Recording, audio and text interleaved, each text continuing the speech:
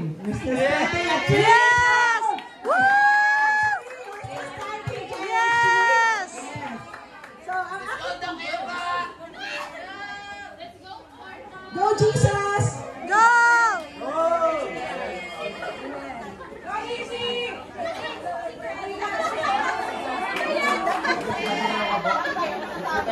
So, ang aking verse.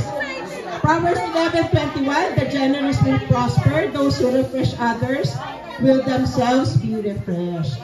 So mga kapatid, we will sing this song, why we are standing still at 3?